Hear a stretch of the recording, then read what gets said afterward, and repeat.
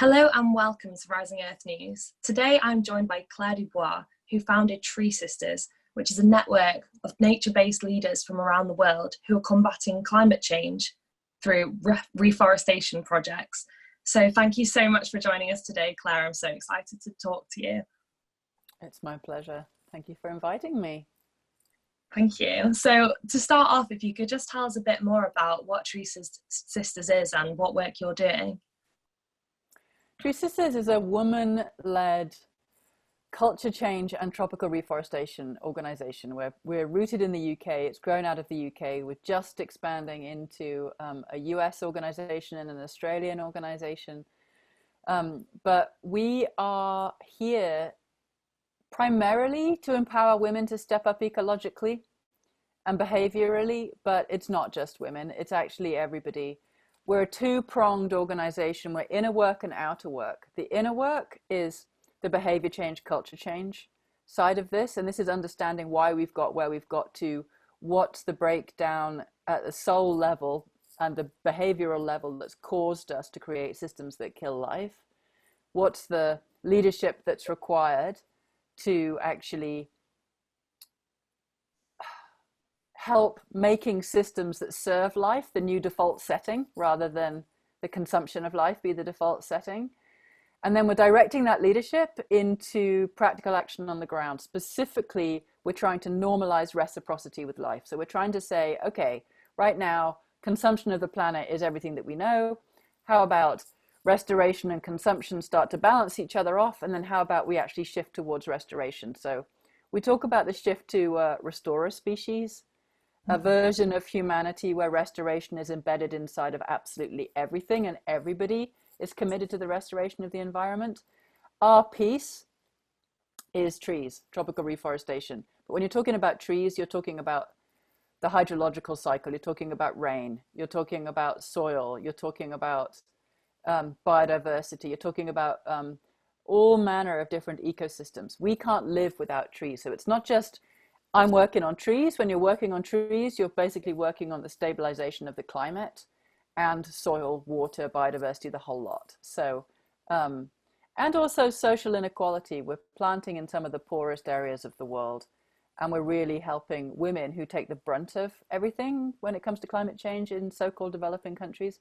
We're helping them also find their leadership, step into power, have a wage, get their children educated. You know, so it's we're a very holistic, very unique organization focused on not just the solutions to climate change, but also the origins of the issues that cause us to need solutions in the first place. Yeah, thank you. And so you mentioned there how you obviously chose to plant trees as the way that your organization is combating climate change. And could you talk a little bit more about why it's so important that it's trees specifically? Well, I mean, it could have been coastal restoration. It could have been soil. I'm passionate about soil. It could have been oceans. I'm not saying any one thing is more important than the others, but I had a hunch. Probably 5 or 6 years before TreeSisters happened, I started dreaming about the trees, and then a whole bunch of weird circumstances happened, and I just kind of knew, you know what, I'm supposed to be working with the trees. And then I ended up volunteering for a large agroforestry initiative in southern India called Project Green Hands, and I was studying it. I was fascinated with it, not just because the project itself was so amazing, but the social strategy that they had in place inside of a caste culture where they were bringing everybody together to plant millions of trees just totally captured my imagination.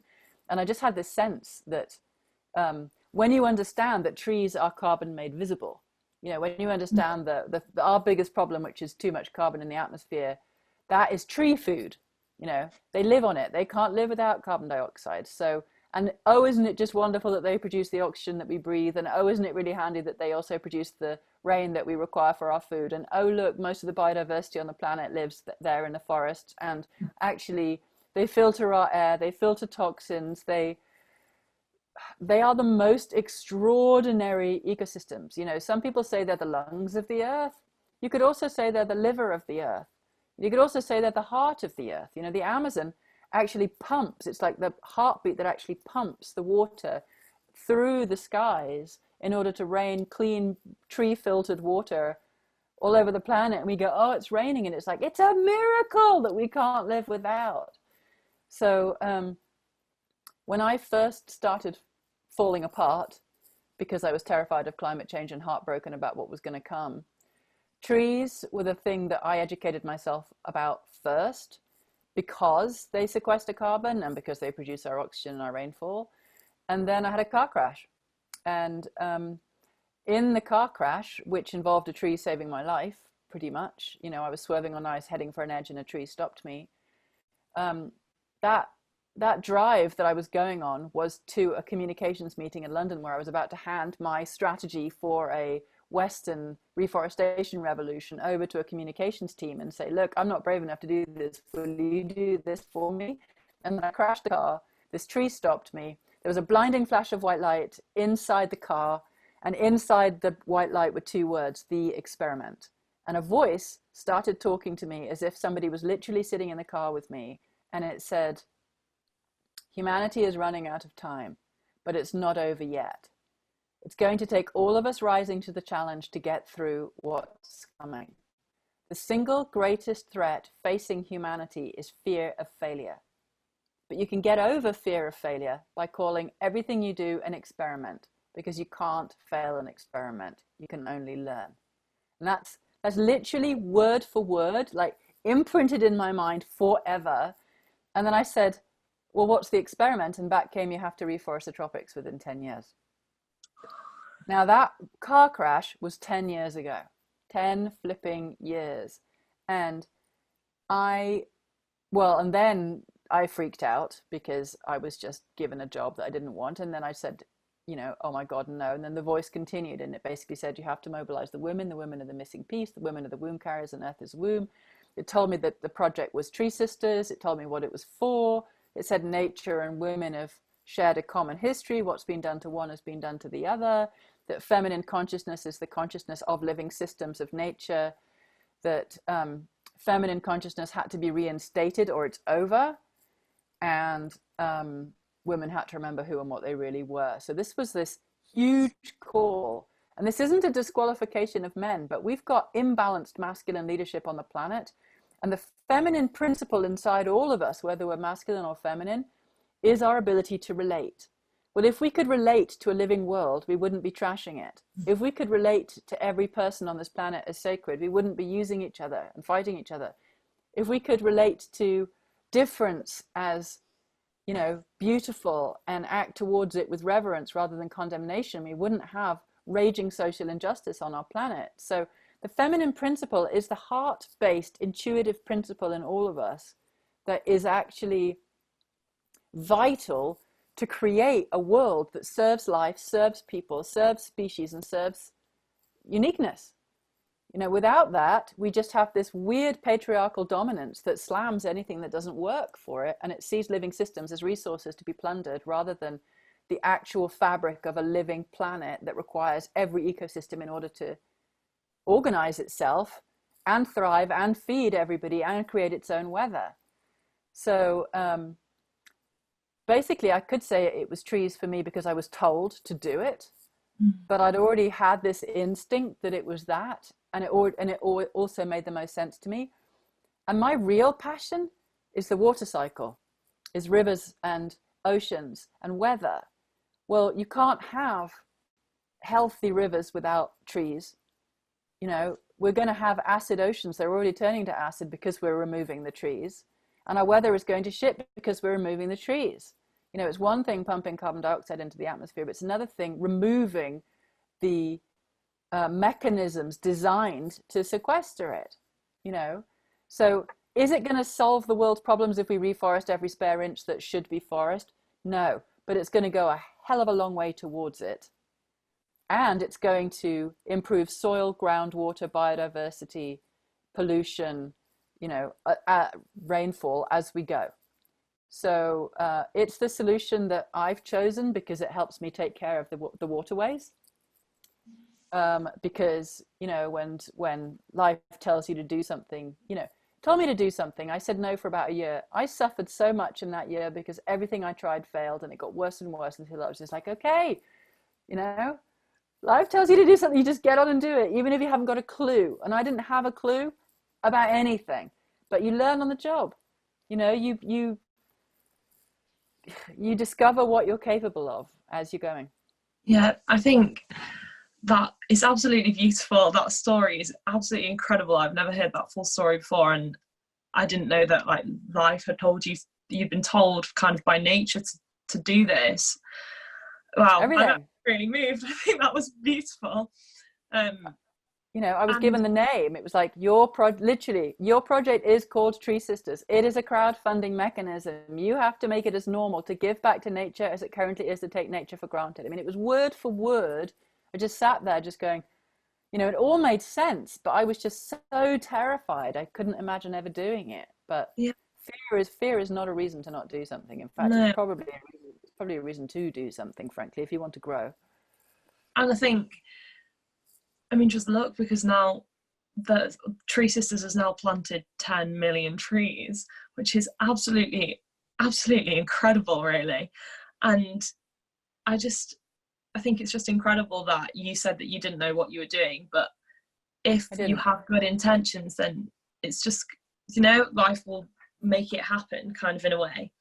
Well, you have to find people that do know what they're doing, or find enough of you that don't know what they're doing but aren't afraid to have a go, which is largely what we did. Yeah. You know, I mean, the 7 million of those trees have been planted in the last 14 months. You know, we didn't plant our first 5,000 trees went into the ground at the end of 2015. And I honestly thought we'd be at 100 million by now. I mean, you have to think, we are losing between 14 and 40 million trees a day on our planet, a day.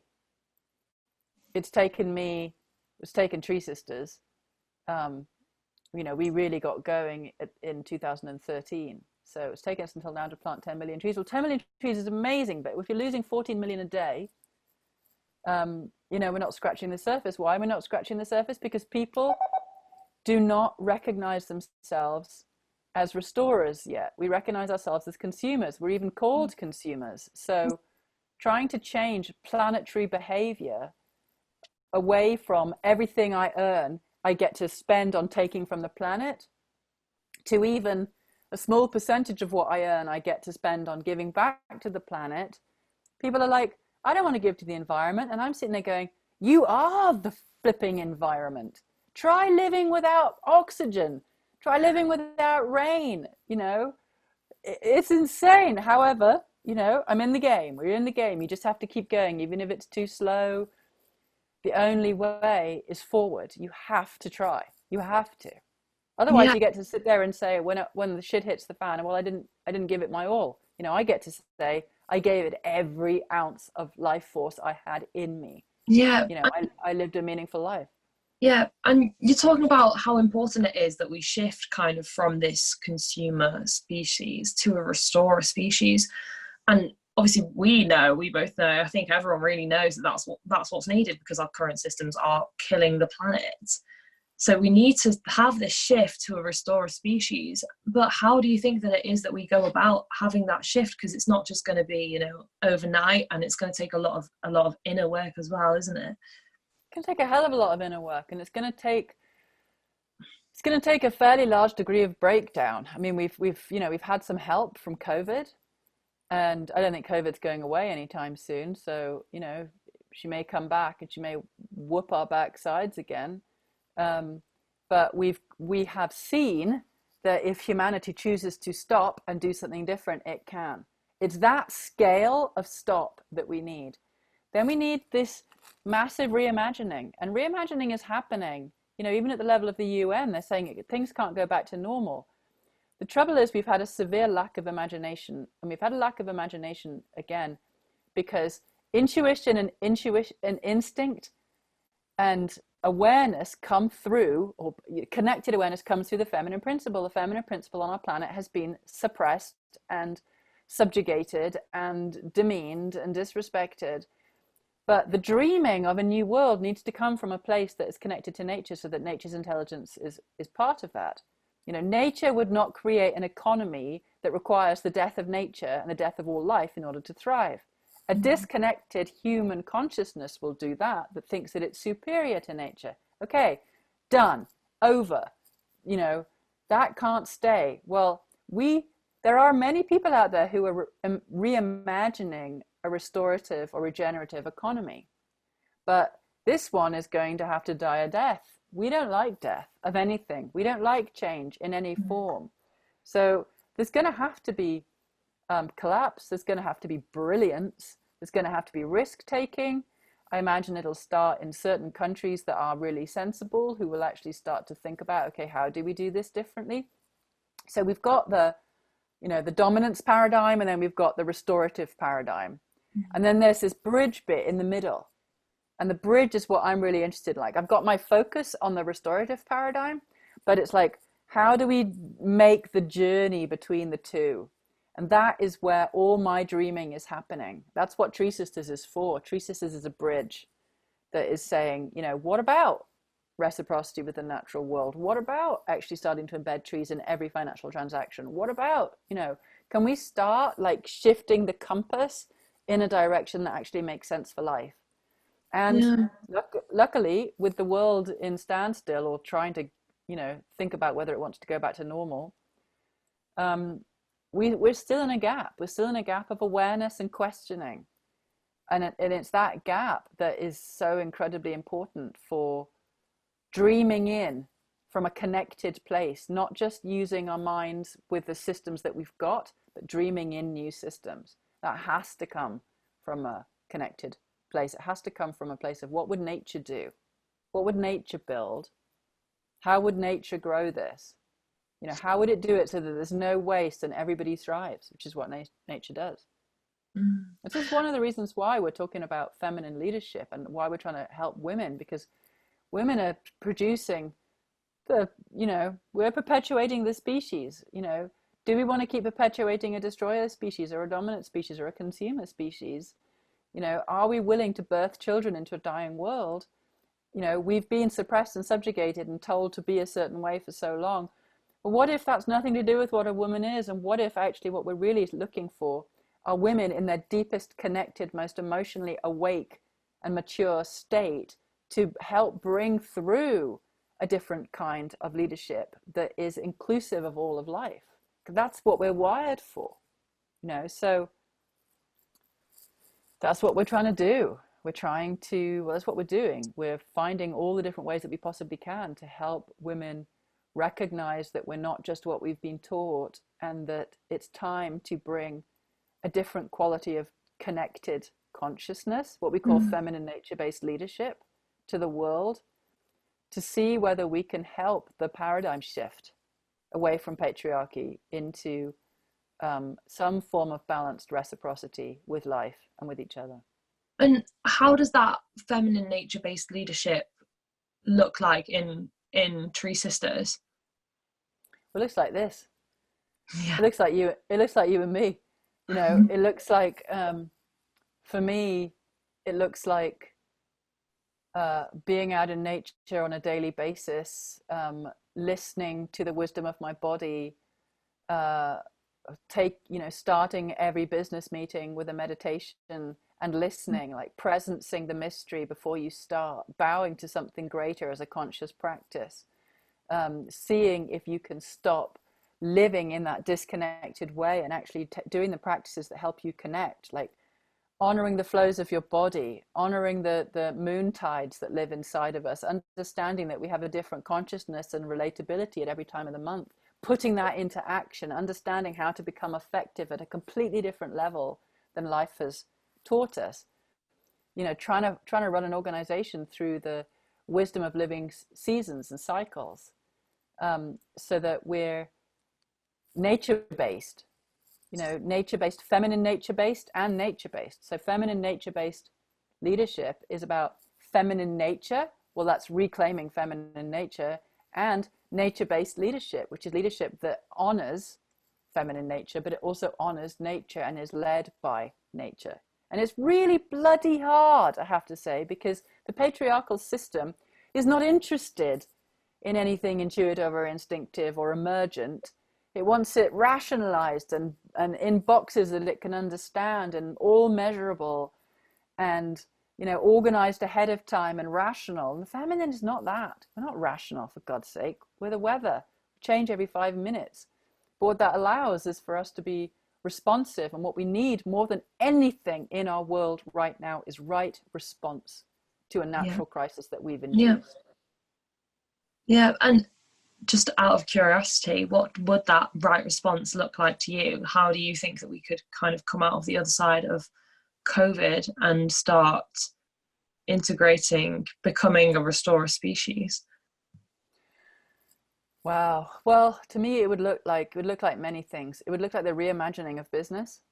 Mm-hmm. It would look like the reimagining of finance.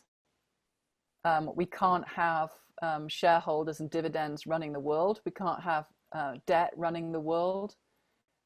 We need to create an economy that's rooted in the restoration of nature, not the death of nature.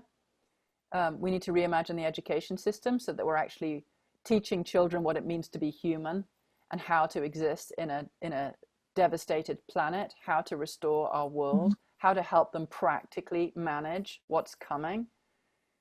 We need all our systems originating out of a value system that values life above money. We need to flip it from wealth generation to natural wealth generation, as in thriving ecology. So the balance between ecology and economy needs to shift. And we need to redream what it means to be human. That's why I keep talking about a restorer species. I want us to, it's like we've gone blind and dumb to who and what we actually are. So we don't even question it. We're just like, oh, this is what humans do. No, this is not what humans do. This is what we've been taught to do. There's a whole other version of what a human being could actually be if you're willing to dream it in. So we're like sort of holding that dream of what could it be? How could it happen? And not that we've got all the answers. I haven't got a damn clue how to create a restorative economy. I just know a lot of people out there are thinking about it. My piece is, you know, how do I plant trees in the hearts and minds of humanity? How do I help us start to make the shift into reciprocity? Like, what's in the way? How do we do that? How do I help women get over our fear of ourselves, each other, and being visible? You know, how do we step into our power? Like, don't know. I haven't got a clue. Well, let's figure it out. Yeah. Let's find out. Let's experiment. Can't fail an experiment. You can only learn. Yeah. And just so that people know, at TreeSisters, how can they get involved with becoming part of TreeSisters and getting behind, you know, supporting you and TreeSisters work in planting trees and reforestation, but also in that inner growth? How would you suggest that people get on board with that? Just come to treesisters.org/join, get on our newsletter once a month, climb inside the website, go to the grow page. There's like meditations, there's moon calls every month, there's interviews, there's courses. We're just in the middle of an amazing course right now. There's a whole raft of free goodies that are designed to awaken your feminine nature-based leadership. It's all there on the website. The biggest thing for me is that we understand that our behavior would be changing if we had the energy to do it. So learning how to integrate practices that resource you and nourish you and connect you to nature will make it feel possible to make other shifts in your life, because recycling is not going to save the world. That's not it. The other thing is being willing to reallocate some of what you earn or have back to nature. And if you think that's a tall order, your body is made from nature, your family is made from nature, your house, your cars, everything you own, everything that you live in, everything that you use has come out of the planet. How much have you given back? You know, our world is falling over right now. And of course she's falling over because she's got billions of parasites who do not think about what it means to take from a mother without ensuring that she can continue to give. You know, but what if billions weren't parasites? What if billions were restorers, conscious restorers, and all of us were giving back? So I just invite you all to give something, anything, even if it's, you know, $5 a month. Whatever you can give will translate into trees. And trees for us are 40 pence. And they're 40 pence because we're planting in some of the poorest parts of the world. And that 40 pence is all the propagation and the planting and the wages and the protection and the replanting if they get taken by drought or fire or goats or crabs or whatever it is that are taking our trees, disease. So a very small amount of money will grow you a forest. And on our website, when you do become a restorer and you do start planting, you've got your own area of the website, and you can go and you see your forest grow. Every month your forest will grow. You'll see how many trees you've planted. And we're planting in Brazil, in both the Amazon and in the Atlantic rainforest, which is down to like 3 to 7% and used to cover the whole swathe of Brazil. It's just insane. We're planting in Kenya and Cameroon and Mozambique and Madagascar and India and Nepal and West Papua. And we'll be bringing on more projects this year. So we're planting all around the tropical belt, which we need to restore in order for the whole circulatory system of the planet to function. If we lose the tropics and the ice, we're done. Well, we know what's happening to the ice. We cannot lose the tropics. So please become a restorer. Please join us. Please don't go another day thinking that it's fine to pump carbon dioxide into the atmosphere without cleaning it up. Mm-hmm. Something we can all do, something that it needs to become a global imperative that we all do. For me, it is a global imperative that we all do it. I completely agree. It's so imperative that we all start changing right now. We don't have time anymore to mess around. If everyone who watches this can at least, scrape out your purse, see what you've got. If you've literally just got £5, think that's over 10 trees right there.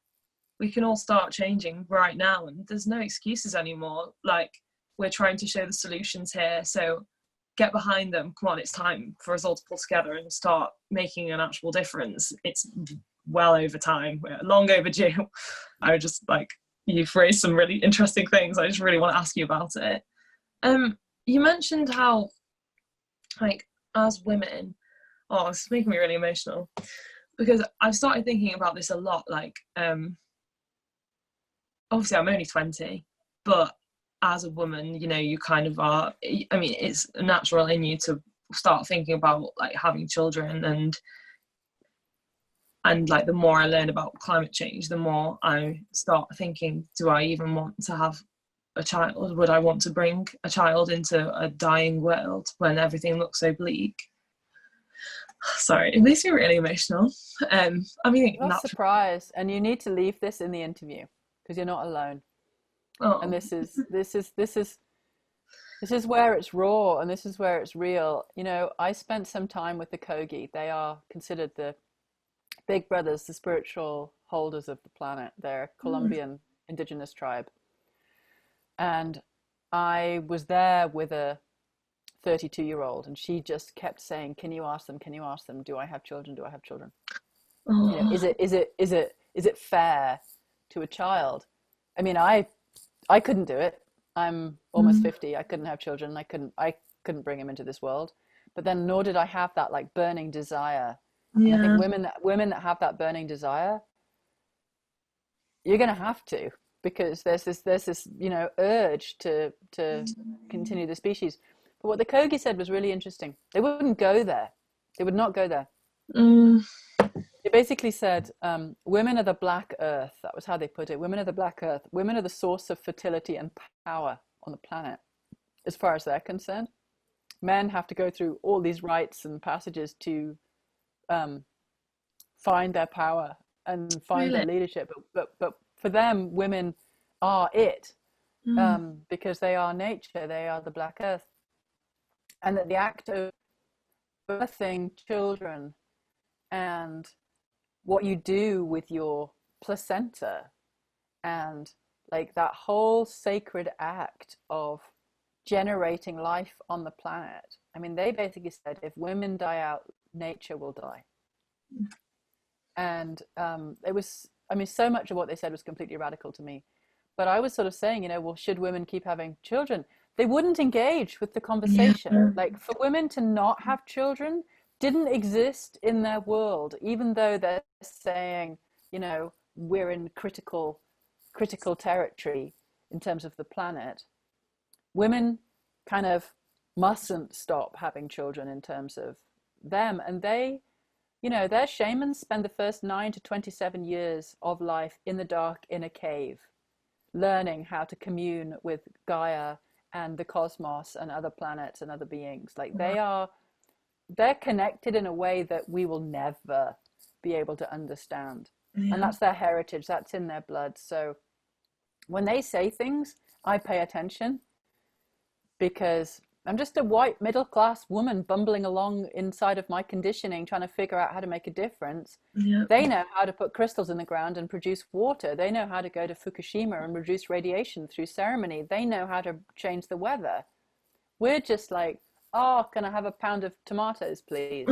I wish that we'd been respecting Indigenous people and listening to them for so much longer. If it's so heartbreaking, especially like what's happening now in the Amazon and everything. It's heartbreaking, and here we are, and what are we going to do about it? You know, I'm doing a call in a couple of weeks with a whole group of people from the Amazon and some native, you know, First Nations people from America, and you know, what can we do? It's like we're at this point where we're starting to see the level of disrespect that we are capable of to the peoples who know how to respect nature, because they're in the way. We want them out of the way so that we can mine their land and destroy. And it's taking that for humanity to seem to wake up. I mean, we're slow to wake up, and maybe we'll have to lose almost everything. I don't know. But, you know, okay, and what can we do? Like every full moon now we're meditating. We're doing healing work for the Amazon rainforest and its custodians in the face of COVID. Okay, what else can we do? We're gathering people together to have a conversation. What else can we do? We're going to try and get people towards the fund that they're putting towards Amazon restoration. Okay, what else we can do? Well, it's not just the Amazon. It's the Congo rainforest. It's the Indonesian rainforest. What else can we do? Will you stop buying bloody anything that's got palm oil in it? You have to... You know, people don't realize how powerful we are in terms of shifting markets by the choices that we make, but we are. No. That's in the bridge. You know, the bridge from here to here is change your behaviors, wake up. Convenience is really inconvenient for life. So, yes, I mean, it's going to be a really unstable thing, bringing children into our world, because we're bringing them into an unstable world. And the children that come in now are never going to know a stable climate. They're never going to know what I had growing up. You don't even have what I had growing up. You know, does that mean we have to give up on them? Does that mean no more humanity? Does that mean the souls that incarnate through women now aren't somehow choosing this moment in time to bring their gifts? There's many ways you can look at it, but I think once you understand that we're going to be birthing generations of survivors, generations of restorers, then I think you got to keep going. And that's what I kind of use to kind of comfort myself. At least I know that if I did choose to have children, then they would be, like you said, like a restorer species, and be really aware of their own power and their own choices and how important it is. And I think the thing to think about is that, like you said, they'd be survivors. It wouldn't be like this life of luxury that we've all become so accustomed to anymore. Plus we couldn't do it anymore. No, you'd have to prepare them. And the systems that we will bring in are going to have to protect life in a whole other way. So, you know, much as I don't use that word ever, really, much as I hate the fact that this catastrophe is now being dumped on your generation, I also really do believe that souls incarnate when they do for a reason. You know, I'm a past life woman. I see life as a very long continuum of soul journeys, and that souls choose very specific circumstances within which to grow. And your generation aren't going to have the luxury of complacency. That's actually, at the level of personal development and growth, that's huge. That means you're going to have to be awake and bringing your gifts and fully alive and in your leadership, and asking the tough questions and not bowing to authority and being your own authority. You know, the circumstances may be shitty, and I'm desperately sorry that this is where we are.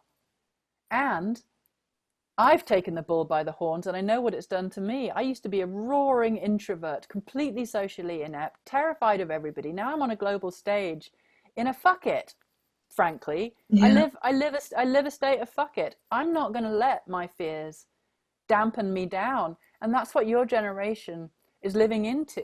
Like, you get to live the most meaningful lives ever lived. You get to say, no, I'm sorry, we're not carrying on that way. Yeah. It's going to be completely different.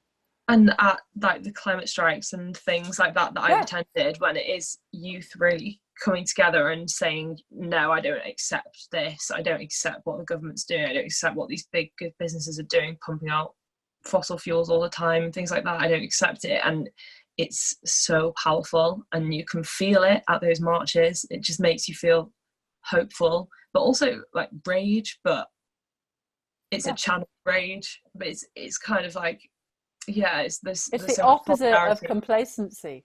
It's the opposite of complacency. It's like life rising like a roar and saying no, you know, and that energy has got its own creative wisdom. Like, the more you let yourself, like, complacency and apathy is such a dead, numb place. It's a suppressed place. And we're afraid of our rage and we're afraid of our grief, but we have to let it move, because what it does is it brings us into relationship with what matters. And then out of that comes right action that's actually going to go, you know, not like that, like this. And then when there's enough sort of a magnetic core inside the like this, then everybody's like, the leaders of the and now this give everybody else permission to go, oh, I can drop the old. Oh, okay, that doesn't make sense. This does make sense. Okay, what's my contribution to it? And that's that's where we are. We're in the, what is my contribution to the creation of the new? Yeah. That's your job. That's what you're all going to be doing. And I'm trying to get as many of my generation and older generations to do the same thing. Like, how do we wake up those that will listen to us? You know, how do we bring our gifts as an awakening, as a tuning fork that rings, so that same longing inside of everybody else starts ringing too, and then it gets louder and louder until we just can't condone the world as it is anymore. No. And, you know, I just want to say thank you so much, Claire, for everything that you're doing, because like you said, it's not easy. In fact, it's one of the hardest things in the world. Like, every structures that are in place, especially in like the Western world, and like, we're both from the UK, aren't we? You look around and like everything that's pre-made for you, or every structure that's in place is wrong, is not functioning. And to every day go into the new day knowing, okay, this is like another battle against everything, against literally everything. You get to have bags like this under your eyes when you try this hard, and you cry this much, and you care this much, and you work this hard. But it's like, what matters? You know, I can't stomach my neuroticism and my insecurity. I don't want to live, I don't want to die going, well, I kind of lived 25%. I was fairly half-hearted. I was too afraid to try. I want to be, what's that George Bernard Shaw quote? I want to be used up when I die. You know, I want to be fully used up when I die. It's like, God, we've got this chance to just, honest to God, live the most meaningful lives ever lived. We have got to change the entire system. What's more meaningful than that? Okay, sorry guys, that's not what a human is. Can we just shift our entire culture now? Like, and actually, we're not going to buy into the old culture, so don't keep shoving it down our throats. Can we please stop electing weird men with bad hairdos, you know, who haven't got a clue how to be honest, and actually shift over to values-based leadership that we all choose? I mean, we've got all this awakening to do and all of this. Oh, it's like, it's so meaningful. It's not easy, but it's so meaningful, because then your life is like being channeled into the river that you want to flow down to the destination of your heart's choice. That's, you know, and that's a thriving world. We don't want a dead world. We want a thriving world. It's exciting. it is exciting, and it's so hopeful. It's so hopeful for me to meet people like you who have devoted their lives and devoted everything and every day, like doing something and really living meaningful lives. That's why when I met Howard, I got so emotional and I was so inspired. I'd never met anyone before that was living their life every day to make the world better. And we're out there. There's a lot of us. There's a and lot of us. Oh, sorry, I'm so choked up. I only met Howard in February, end of February, and I had no idea there were so many people out there that were spending every day doing something and being part of this community and meeting all these amazing people.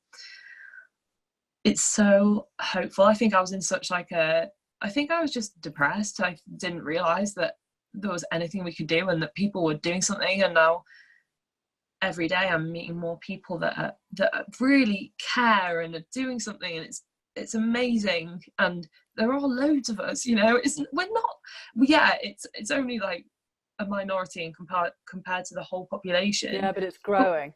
But it's growing, and we are loud and we are so passionate. People can't ignore what's going on anymore.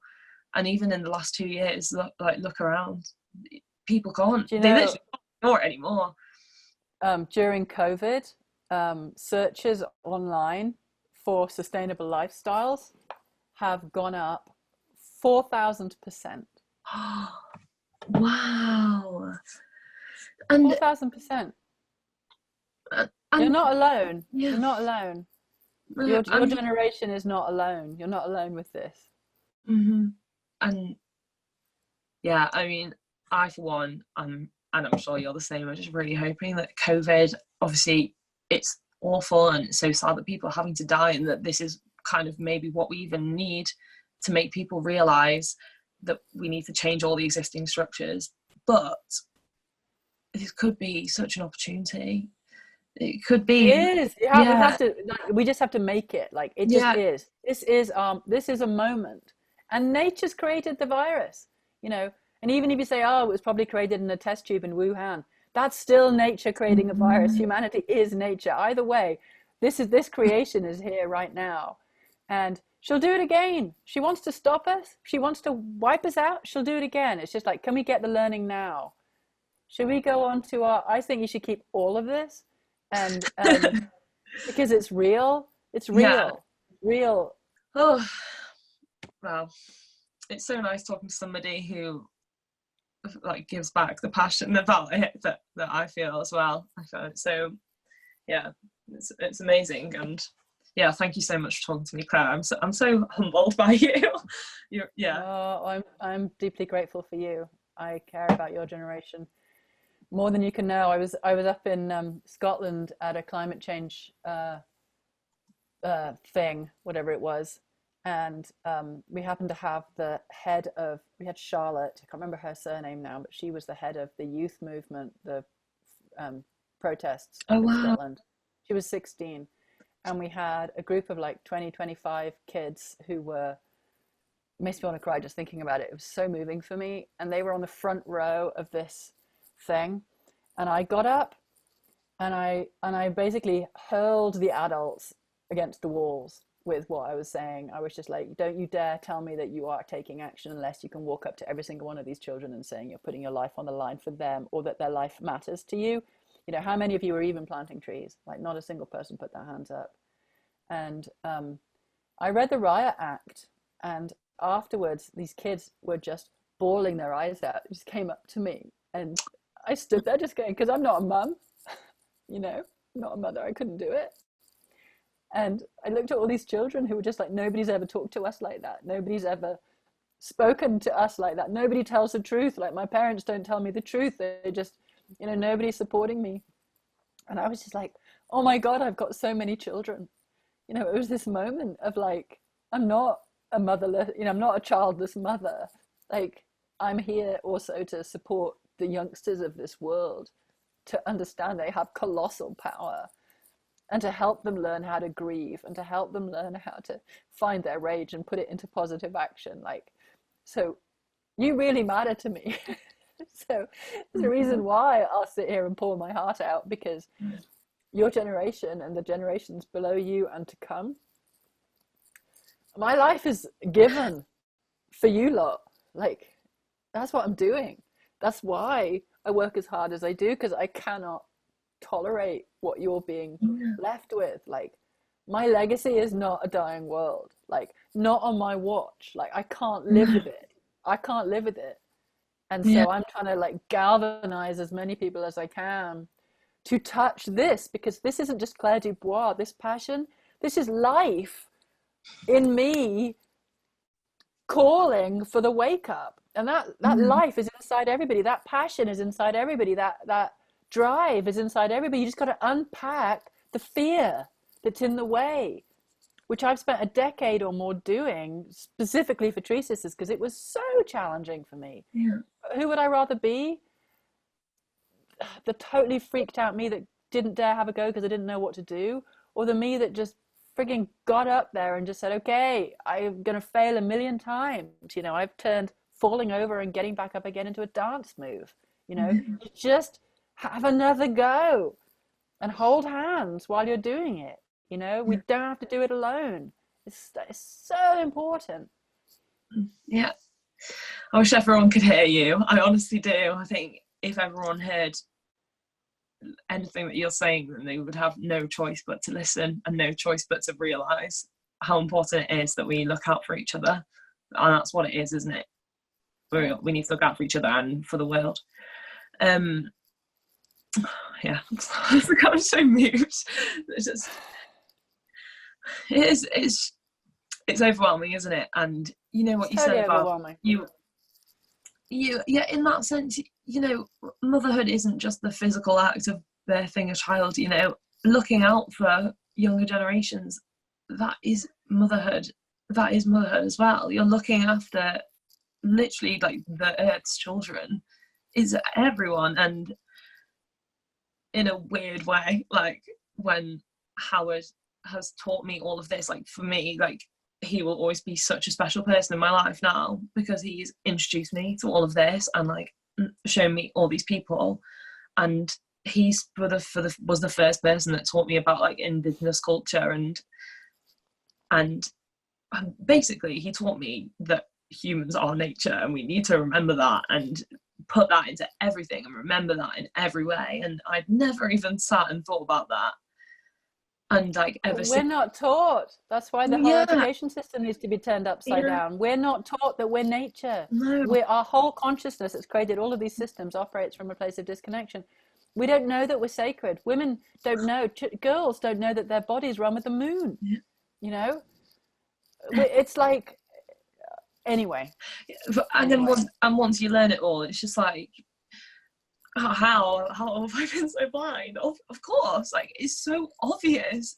Obviously we're nature. Why else are we here? Like humans aren't above nature. Of course.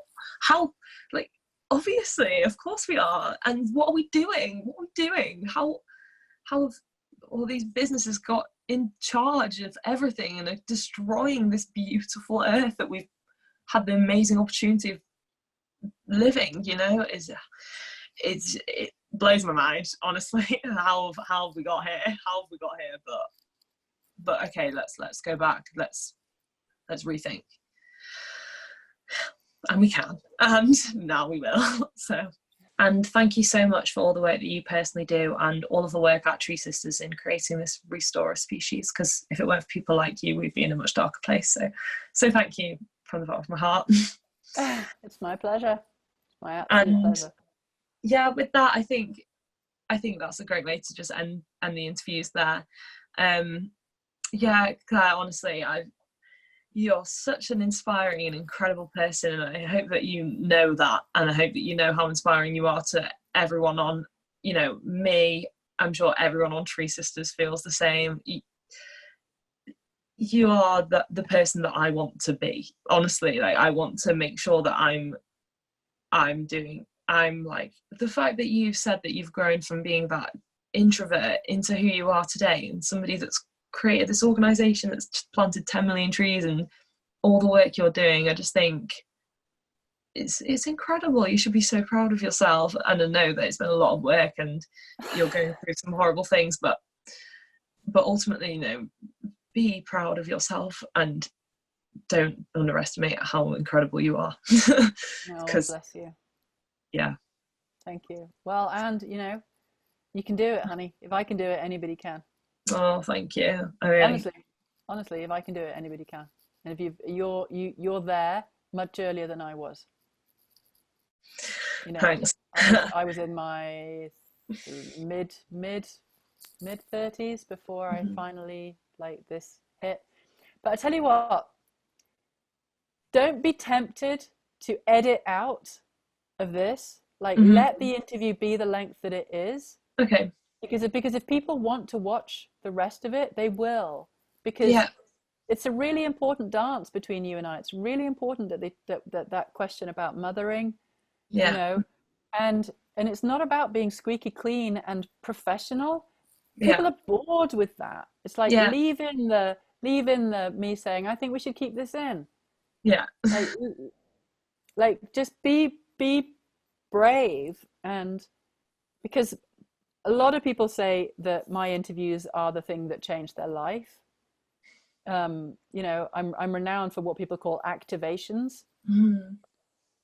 And your emotion and my emotion, that's what turns keys in people. So don't be tempted to try and squeeze this down to, I told you we'd go over, because you can't do a short interview. It's okay. You get to have one long interview in amongst a lot of short ones. Okay, fine. People can watch it if they want. If they turn off after 12 minutes, fine. Some of them won't. No, you're absolutely right. You're absolutely right, because you're right. That's what people should be hearing. It's real. It's the emotions. Yeah. That's the truth. That's what we've not been hearing. Yeah, you're right. So use it. Use all of it. Yeah. And then, if we want, we can take snippets. We can take snippets about children or whatever, and create a little thing with a question with your question at the beginning, and have a shorter little segment. Yeah. But don't throw any of this away because you think it's not, it's too exposing or it's too emotional or whatever. That is what people want, and it's what they need. Yeah. Yeah, you're right. Promise? I won't. Yeah, I promise I won't. Even though it's going to be an hour and a half long, but I'm sure people can stick with it. I can't believe that it's been on here for so long. I did, well, the interview itself wasn't. I did the Buddha and the gas pump interview. I've watched most of it. Yeah, that was 2 hours. Yeah. 2 hours. And it's been hailed as the best they ever did. Yeah, I mean, I'm not surprised. I think I can't believe that you used to be shy and introverted. It's incredible. I didn't used to be able to walk through closed doors, down planes, trains. I was mentally ill, badly mentally ill as a youngster, and was terrified of everybody and everything. I mean, I was crippled with it. And when I first started TreeSisters, and I mean, I have forced myself through my fears. That's why I can run a course like Courage to Shine. Yeah. Because I've gone from being somebody that would have sickness and diarrhea for a week before public speaking to somebody that now chooses to get up on stage. Because I know I can make a difference. Doesn't mean I'm not terrified, but I'm not vomiting anymore. Yeah. But it used to be that bad. So if I can do it, if I can get over fear of everybody, terror of myself, all my insecurities, which were huge, anybody can do it. Yeah. Honest to God. You just got to want it enough. Yeah. You got to be brave enough. Yeah. And you are. Yeah. Thanks. Yeah. I think it's hard. It's hard trying to break down that wall and be like, yeah, because I see the way that everything is programmed is one person is not enough. That is the way that they try and keep us down, I think, in a way. Say that, you're not enough to do it. And then, yeah, like I said, meeting everyone in this kind of it's like a new world in this everyone that's working for sustainability and trying to turn the planet around, and everyone there will tell you, no, one person can do it, one person can, Yeah, you have so much power in you. And I'm just trying to like right now hone in on what it is that power is for me. And I hope that it's Rising Earth, because, well, I've put loads of work into it and I really care about it, so I really hope that this is it. But if it's not, I mean, this is my life yeah, now. but this is where you're starting. Yeah. And what you get to do is you get to put yourself fully into what you're doing now. And if it needs to change, it will, and you'll know. Yeah. But right now, don't even think about it. Just here you are. This is it. This is your offering. I have no idea. Like right now, I've just handed over the CEO-ship of TreeSisters, and I'm becoming the founder. And talking to you is making me remember, you know, there was a whole youth movement that I was also given in the car crash.